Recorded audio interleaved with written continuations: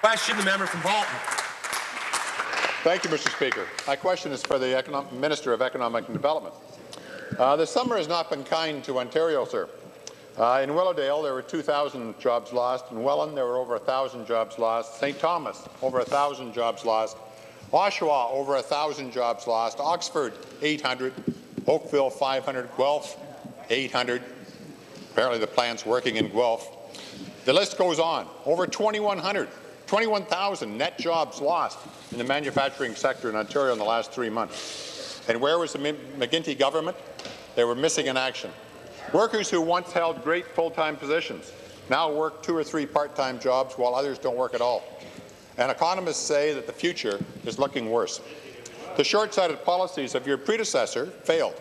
She doled out millions of corporate welfare, only to see more pink slips and more devastated families and more lost taxes. Minister, how will you distance yourself from these failed strategies? What new actions will you take to improve Ontario's business climate?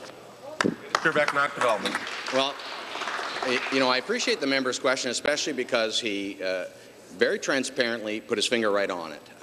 Every jurisdiction that is seeking to be competitive, is seeking to improve productivity and innovation, is recognizing that that requires government to be there for employees, for training, yes, but also to employers and to the industry.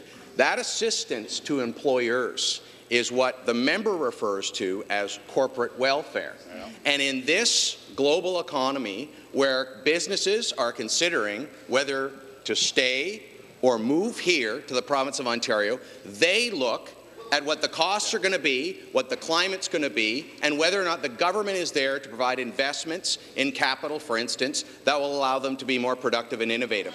That's the difference between this government and the Conservative Party.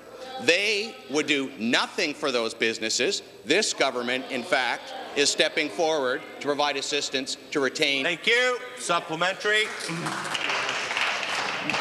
Well, I congratulate the minister. At least he understands the problem. The problem is that Ontario has the highest taxes of any jurisdiction in North America. We're certainly the highest taxes in Canada. All of the companies who are moving to Ontario look at those things and say Ontario is not where we want to be. Now the minister is offering so far nothing new. If he doesn't offer something new, then the cabinet shuffle is meaningless. It's just a new face for the same policies. Now, Minister, you're a bright guy. You went to Harvard. You got to be a bright guy. You know, you can think for yourself, and you can take some initiative. If you're stuck for some answers, we'd be happy to help you. We had an economic summit. Which we'd be glad to share some of those things for. Minister, I ask you again, what new economic development issues are you willing to bring to the table to turn on? Thank you. Minister. Well, thanks, Mr. Speaker. The only person who said don't come and invest in Ontario, Mr. Speaker, was the Federal Minister of Finance, Mr. Flaherty. Said that. And with respect to tax relief, I say don't take my word for it, Mr. Speaker. I say to the member, don't take my word for it. The Canadian Federation of Independent Business said we must acknowledge, they wrote, the tax relief that has been delivered over the past few years by the provincial government. Relief has been both vital and welcome in corporate capital tax, corporate income tax, and provincial property tax portion. That some of the recent relief came early in December 07 economic statement was supported by CFIB as a way to help shield the economy from being sideswiped. But that's not the only approach of this government.